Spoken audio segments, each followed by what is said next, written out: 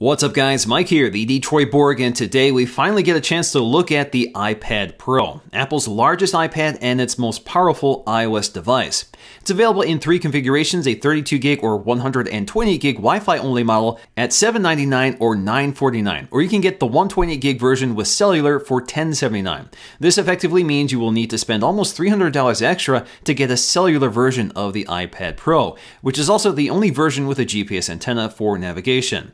Now it's available in the same colors as the smaller iPads, including silver, gold, and space gray, and we will be taking a look at all of them in this video. The packaging is pretty familiar for Apple. We have the iPad's slender 6.9mm profile on the front of the box and the iPad Pro branding along the side in its appropriate colors. On the back we'll find our specs and details clearly marked, and in this case we have two 120 gig cellular models and one baseline Wi-Fi model. First up, let's flip over the boxes so we can slice off the shrink wrap plastic. Removing all the plastic, we can flip over the boxes so we can lift the lids on all three of them. First up is Space Gray with its stealthy black bezel. Next up is Classic Silver with its bright white bezel. And following that, we have the Gold iPad Pro, which also sports a white bezel.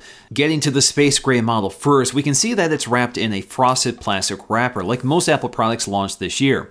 The iPad Pro feels very light for its size, and at 1.57 pounds, it's about as heavy as the original iPad, which certainly makes it much heavier than the iPad Air 2, which is a little less than a pound right now. Next up, in stark contrast to the Space Gray, we have the silver and white iPad Pro, also wrapped in frosted plastic. And as you can see, in this case, we have a cellular version, which has a white plastic trim piece at the top for radio transparencies. And lastly, we have the gold model, which will match my existing gold iPad Air 2 and iPad Mini 4, which we'll compare to in this video. This is also a cellular model with a white plastic trim piece at the top. Now, if we had a cellular version of the Space Gray iPad Pro, this piece would have been black instead of white. Accessories are the same for both, including a 12-watt power adapter, which is used to charge the iPad's large 38.5-watt battery, which should last 10 hours of normal use over Wi-Fi. The charger also has a removable wall adapter to add extension cables or international adapters. And of course, we need a lightning cable, so a USB Type-A to lightning cable comes included, which is nicely wrapped up. And lastly, we have a packet containing a SIM ejection tool, something you won't find included with the Wi-Fi models. Inside the packet, we'll also find a quick start guide, warranty information, and some white Apple stickers. Before we take a close look around, let's boot up our iPad Pros to get them set up for the first time. Incidentally, the boot screen on the iPads match the bezel colors for each iPad. Now, like the other iPads, the iPad Pro does incorporate Touch ID, which works with Apple Pay. The setup is a familiar process, and you can skip this if you want and set it up later. iPad Pro unfortunately does not pick up the lightning-fast Touch ID 2 sensor from the newest iPhones. So taking a closer look at the iPad Pro, we are confronted with a truly massive 12.9-inch 4x3 LCD IPS display with a Retina resolution of 2732 by 2048, which is good for 264 pixels per inch, making it the highest resolution display on any iOS device today, but with the same pixel density of the iPad Air 2. Now, like all recent iPads, the display is laminated to the glass with no visible distortion when pressed, although you can see the glass and display flexing if you press firmly. At the top, you'll find the venerable 1.2 megapixel FaceTime HD camera with an f2.2 aperture, which is good for 720p HD video. This is effectively the same camera we've had on recent iPads for a couple years. Down below, we'll find our home button incorporating Touch ID, which is covered in sapphire glass and surrounded with a color-matched metal ring, which acts as a capacitive trigger for the Touch ID feature. Along the back, you'll find no major design revolution here. It looks like all the current generation iPads with a rigid, all-aluminum unibody frame and a polished, color-matched Apple logo at the center, which is once again a standalone component and not etched into the metal. So again, nice attention to detail. In the upper corner, we'll find an 8-megapixel iSight camera flanked on either side by a set of dual microphones. The camera is also the same one we've seen for a few years now and is good for 1080p HD video with autofocusing and software stabilization. Along the top edge, we'll find the power sleep wake button, and nearby we'll find a set of volume controls with a polished indent between them. At the opposite corner, we'll find a headphone jack with a color-matched insert. And at the bottom, we have a lightning connector, again with a color-matched insert and metal surround. On the cellular models, we'll find a nano SIM tray on the lower right side with an Apple SIM already included. This SIM can actually be used to activate a number of services, so you don't need to purchase a specific SIM for each carrier. You can basically set this up under settings. The iPad Pro also features a radically different speaker design than previous iPads, with speakers at all four corners. The iPad actually has resonance chambers milled into the metal frame and covered with a carbon fiber cap. This creates a very dynamic soundscape and lower resonance, which creates a much fuller and immersive sound. The iPad can also adjust speaker output depending on orientation, which means the speakers always sound balanced. Now, with these resonance chambers, there is a noticeable amount of vibration in the chassis, especially with the speakers at higher volumes. And if you're holding the iPad in landscape orientation, this means your palms are near these speakers, which can distort the audio even with another set of speakers to compensate. Audio does sound really impressive, and it's certainly the best audio experience on any tablet today, but my only complaint is that audio sounds a bit distant or muffled and not as crisp and clear as a set of front-facing speakers. Also unique to the iPad Pro is a new Smart Connector, which is a set of pins integrated into the side of the iPad,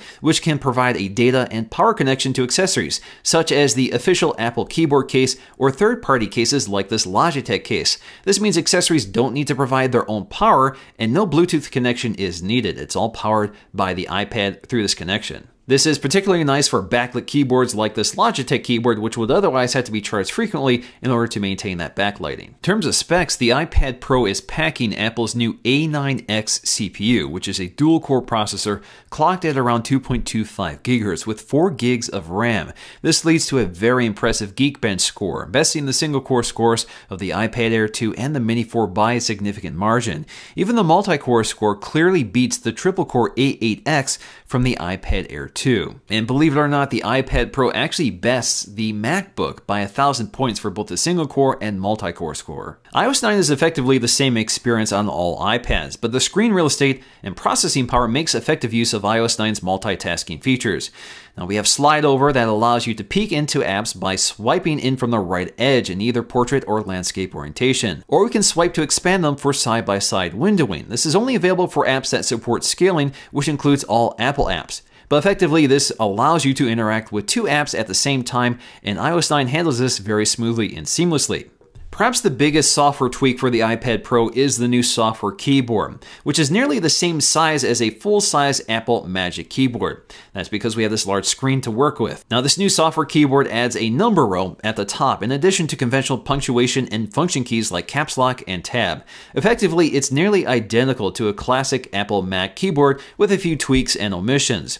This makes it easier to type on the iPad Pro keyboard like a traditional keyboard, but it's still hard to get used to since there is no physical feedback, and it's hard to maintain your fingers near the home row without resting your tips on the glass.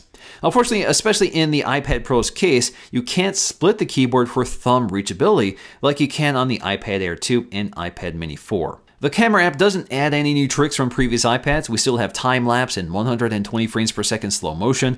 We also have video, which is still at 1080p with pretty good software stabilization, but no continuous autofocusing while recording. The still camera does have a burst mode, but no live photo feature like the new iPhones. So in terms of camera quality, once again, we have an 8-megapixel iSight camera on the back. Again, an f2.4 aperture, but if you combine that with the new A8 image processor built into the chip, we get really good results here. So images come out really clear and crisp with good exposure and color reproduction, although color tends to be a little washed out here. That's also the case on the iPad Air 2. We also have pretty impressive low light performance here, especially for a tablet. So images come out relatively clear and smooth. The camera is able to find focus fairly quickly and accurately, and we don't see a lot of that artifacting or interference that happens when overprocessing low light images. Video also looks great here, so Apple has really good software stabilization. There's no optical image stabilization here, but we do get excellent results in terms of handheld video. The only problem with this camera is that we do not have continuous autofocusing, so you will have to tap the screen to adjust focus if you change your shot. But again, video comes out clear and crisp with good detail, color reproduction, and exposure. So overall, a great camera system, very much like the one on the iPad Air 2. The iPad Pro is a significantly larger tablet than the iPad Air 2, and especially the iPad Mini 4.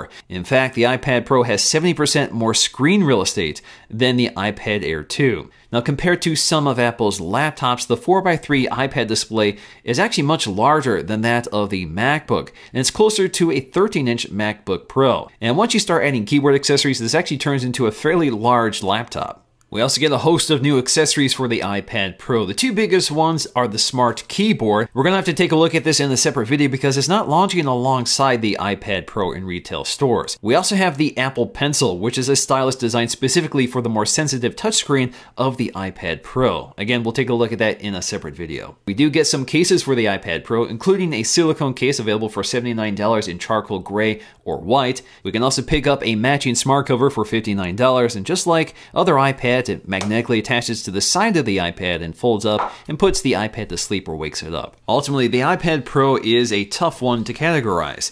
It means different things to different people. For me, it's a laptop with LTE and a touchscreen. To others, it's a digital sketch pad or a bigger display for media consumption and gaming. But ultimately, it's a more powerful tool than before, but its size and heft means it's not really just a larger iPad Air. Using the iPad Pro is a very different experience, so the challenge for an iPad shopper is to determine what they need or what they want from their tablet or laptop. Alright guys, so before I go, what I want to know from you guys is how would you use your iPad Pro? Let me know in the comment section below. Alright guys, so that's going to do for me in this video. Hope you guys enjoyed it. Thanks for watching, and I'll see you again in the next video.